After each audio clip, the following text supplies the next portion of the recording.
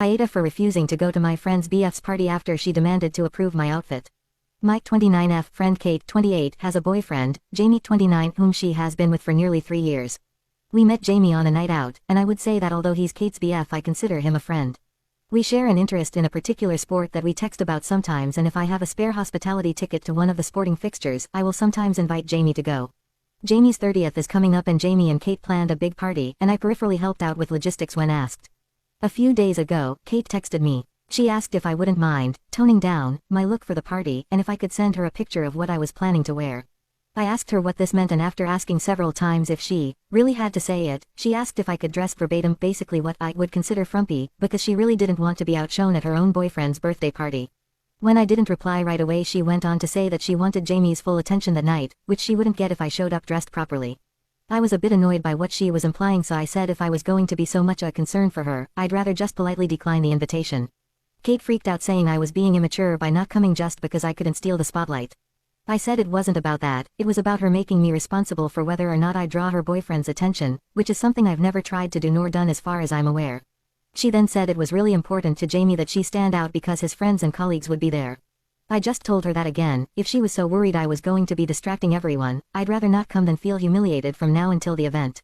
I said I would send her Jamie's gift and she could tell him why I wasn't coming.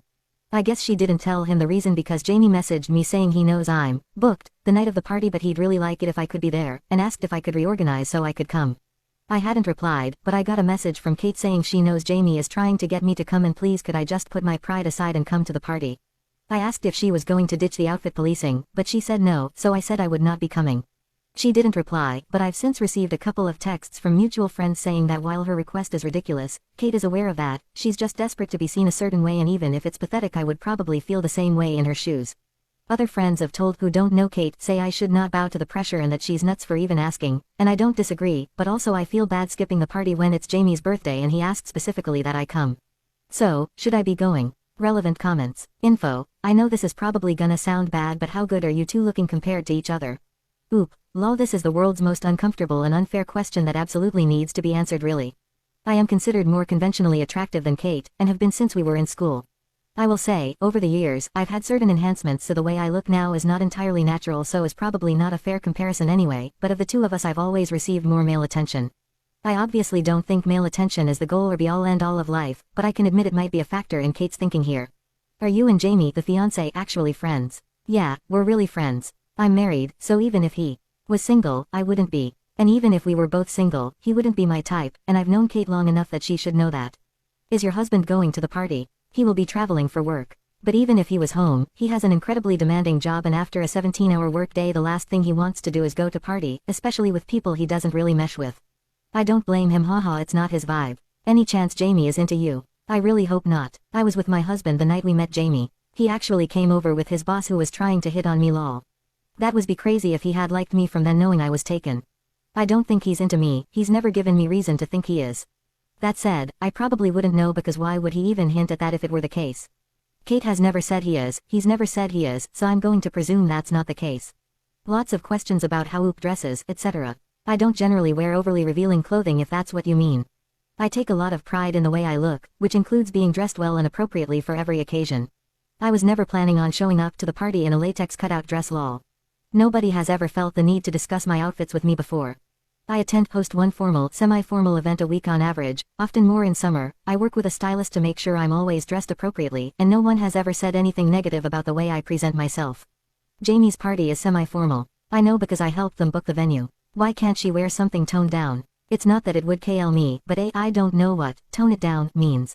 I own the clothes I own, they fit how they fit, and thanks in no small part to a boatload of estheticians, my face and body are what they are. I'm genuinely not sure what she wants me to do, and she didn't say, a little, she said, frumpy, which to me means she wants to pointedly underdress for the event, which is fundamentally embarrassing and in my opinion quite rude to show up to an event purposely not being mindful of how formal it is. So no, it wouldn't kill me, but it would make me stand out, just not in a positive way. People question why she texts Jamie and or is his friend. Why am I texting him? Because we have a mutual interest, and since we met we've talked about that interest. I invite Jamie maybe twice a year, not often because my husband buys me all access type tickets for sporting fixtures and sometimes ends up not being able to go, and Jamie is the only other person I know who enjoys the sport, and I know he doesn't get the opportunity to go. Kate really doesn't like the sport, and when I've asked her if it's okay to invite Jamie, she's always been enthusiastic about it. For his birthday, I did give them a pair of passes for one of the events, and all she did when I told her I'd send them was to complain that I got him a nicer gift than her. If Kate or Jamie has an issue with the boundary, then I think it's fair to say it's their responsibility to communicate that. Oop is voted NTA. Update post. First of all, thank to everyone for the advice. Most responses were not what I was expecting and really gave me a lot to think about. As surprised as I was that so many people said to tell Jamie, I did realize it was the right thing to do. So, I texted him and told him that Kate was insisting I dressed a certain way. Jamie called and explained. A couple of months ago, Jamie and Kate were out with a few of his friends. These same friends that I mentioned in my comments are not fond of Kate, and everyone had had a lot to drink. They were talking about how they met their SOs, and the story of Jamie and Kate meeting came up. Apparently during the telling of the story, Kate asked Jamie why he had decided to hit on her rather than me, and one of his friends joked that it was because he knew he didn't have a shot with the hot one, me. Kate asked if this was true, and Jamie, having had way too much to drink, explained in a way that made it sound kind of true. He said he did notice me that night and thought I was attractive, just seeing me. He said he would never have approached me because he knew he would never have a chance with someone like me, so in that way, his friend was right. He said that speaking to Kate was the absolute best outcome because he loves her and plans on spending the rest of his life with her, but even knowing this, Kate has taken this extremely hard, and even though she says she is over it, he's noticed changes in her behavior that seem to be related to that. He also admitted that he'd been planning to propose to Kate at the party and that is why he'd wanted me to be there, but after hearing this on top of the way she has been handling the situation previously, he won't be doing that anymore.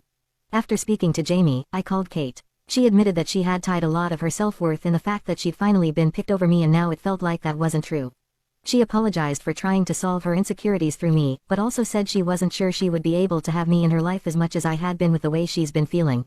As hurt as I was, I said I understood. She said she still wanted me to come to the party, since I'd helped organize it, and she obviously dropped the absurd dress code, so I will be going to the party. I trust that Kate will communicate her boundaries to Jamie, but I don't plan on inviting him to any more events for the foreseeable future. I'm really sad that I've probably lost a longtime friend over the drunken awkwardness of other people, but I also get that Kate can't help how she feels, and frankly it's for the best not to be in a secret competition. So, yeah, I'm hurt, but I'm going to the party. Not a satisfying update, but an honest one. Update. Same day, same post. Going through these comments has actually brought up a couple of memories that have, in hindsight, made me a bit uncomfortable, and I actually don't think I will end up going to this party. As much as the mutual friends will have questions and I don't know how much of the truth I will end up telling, I feel too weird right now to continue to be involved in this situation. Relevant comments. Oop had a lot of comments with lots of info, but I tried to keep it as concise as possible. More info on the boss hitting on her situation. I don't know if he did, but his boss came over and paid for our drinks and was very full on with hitting on me, and he introduced Jamie in a very much, and this is my friend, type way. I don't know if he'd have come over to talk to Kate, but he said point blank he would never have come over to talk to me. People comment that it comes across like she's thinking highly of her own beauty in comparison. I'm pretty sure most people have been seen across a room by someone and that person has thought they were attractive. That happens to the vast majority of people at one point or another. My point is, you almost never end up with those people because in the end, that's not what matters. I'm the hot one in the relative bubble of this group of people. I have a friend group where I'm not the hot one. I am aware I'm generally considered good looking, but I'm definitely not just the hot one in any given situation. And it is a shame people care so much about looks, especially where women are concerned. Just because I happen to acknowledge that I benefit from that, it doesn't mean I think it's a nice thing. Short of taking some kind of militant stance and disfiguring myself, I can't do anything about people thinking I'm attractive. But I also make it a point not to make my life about that, because I know how little being attractive feels like anything most of the time. Pretty privilege and having work done. I had a BOOB job, because after 6 years of different eating disorders, the weight loss gain cycle had done some not so nice things to my body that I wanted corrected. And I never liked my nose. And yeah, my life is better because of how I look. I wouldn't be married to my husband if this wasn't how I looked. I go backwards and forwards some days on whether I like these facts or not. It's not about having a cross to bear so much as not thinking it's fair to be made to feel like the way I look is an inconvenience to the people around me, which is how I felt through this whole thing. No one has to feel sorry for me for the way I look, and as much as I feel bad for Kate that Jamie and his friends did a dick-shish thing, I don't feel sorry for how she looks either. I feel bad that a years-long friendship has been ruined over something as petty as looks. Regarding her husband liking her for her looks originally. And this is coming from someone whose husband did or says he did anyway, haha, see them across the room and have a, I have to meet her, moment. I love that for him, but he's not the only man who's seen me across the room and wanted to talk to me, but I didn't end up with any of them because lasting relationships go so far beyond that. And in the years since, he's seen hotter women, it doesn't tarnish our relationship. People asked why it mattered to her so much that her friend asked, because it doesn't hurt to ask. Well, I sort of used ask and demand interchangeably there, but fundamentally, asking someone to dress frumpy, which would have been inappropriate for the style of the event because it is a formal party because you don't want people to look at them again, debatable how much this even would have happened is pretty CRPY, in my opinion. I like to see my friends being their best selves all the time. I've celebrated every achievement and milestone in my friends' lives whether or not that's something I could achieve or would have wanted to in another life. That's just what friendship means to me. And as much as people would like to make out that I don't ever suffer from insecurity or jealousy, of course I do, but I will never make that friend's problem to solve and make them feel like something that only has to do with me has to do with them because it doesn't. That's not being a friend, to me. Especially because Kate knows that how I dress is as much a part of who I am as my sense of humor, and I have always done it to alleviate social anxiety, not as some ploy to draw people's attention. If Kate had asked everyone to dress down for whatever reason, that's one thing, but asking only me and then telling our other friends about it is making me directly responsible for the feelings she is dealing when I'm not. For me, friendship is enjoying each other as you are, not bartering for, first, position on an imaginary podium. And if you don't enjoy being around that person anymore, just don't be friends with them, don't ask them to pander to you, because what's going to be left of an authentic friendship in the end? A few people criticize her for not being sadder for Kate. I already said what Jamie said was SHTY, and what his friends said is SHTY. I've met them multiple times, they're kind of SHTY people in general, I'm just not surprised one of them pulled that kind of CRP, frankly. And no, Jamie and I would not have hit it off. I was dating my now husband at the time, and even if I wasn't, never in a million years would I have hit it off with Jamie. I don't like him like that, we are very different people, we do not vibe on that level. I am absolutely sad for Kate that this is how things played out, and I'm sad that years of friendship has to go down the drain over Jamie because my god is he not worth it. But, I have realized over the course of this whole incident that Jamie is not the beginning and end of the issues between me and Kate. Her self-esteem being partially dependent on winning over me in a competition I didn't know we were in isn't the way you think about a friend, and it was never how I thought about her.